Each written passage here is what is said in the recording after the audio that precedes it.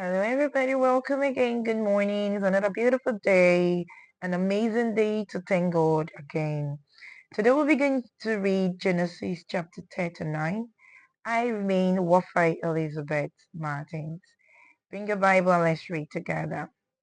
Now, Joseph had been taken down to Egypt, and Potiphar, an officer of Pharaoh, captain of the guard, an Egyptian, bought him from the Ishmaelites who had taken him down there.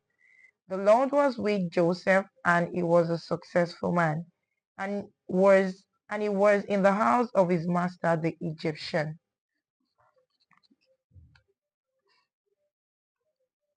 And his master saw that the Lord was with him, and that the Lord made all he did to prosper in his hand.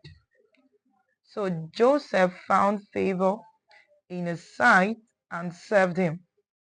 Then he made him overseer of his house, and all that he had he put under his authority. So it was from the time that he had made him overseer of his house and all that he had, that the Lord blessed the Egyptian's house for Joseph's sake. And the blessing of the Lord was on all that he had in the house and in the field. Thus he left all that he had in Joseph's hand, and he did not know what he had except for the bread which he ate. Now Joseph was handsome in form and appearance. And it came to pass after these things that his master's wife cast longing eyes on Joseph. And she said, "Lie with me." But he refused and said to his master's wife, "Look, my master does not know what is with me in this house, and he has committed all that he has to my hand. There is no one greater in this house than I, nor has he kept back anything from me but you, because you are his wife. How then can I do this great wickedness and sin against God?"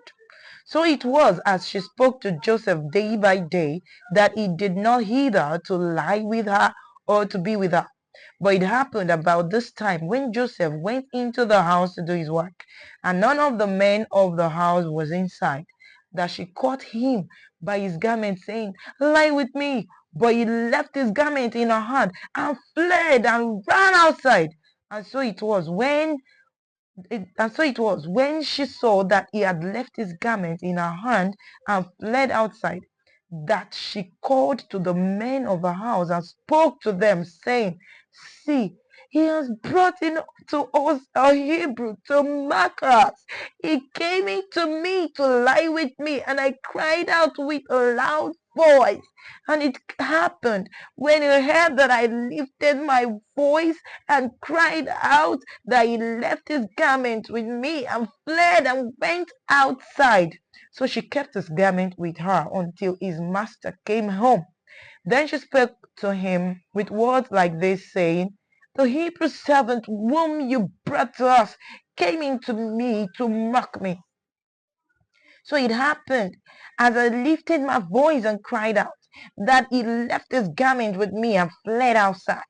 So it was when his master heard the words which his wife spoke to him, saying, "Your servant did to me after this manner," that his anger was aroused. Then Joseph's master took him and put him into the prison, a place where the king's prisoners were confined, and he was there in the prison. But the Lord was with Joseph and showed him mercy. And he gave him favor in the sight of the keeper of the prison. And the keeper of the prison committed to Joseph's hand all the prisoners who were in the prison. Whatever they did there, it was his doing.